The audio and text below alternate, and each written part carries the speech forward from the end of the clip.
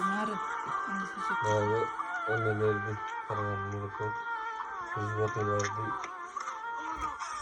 Emersin karavanı geçiyor. Dökülmekle. Takılıyoruz ya.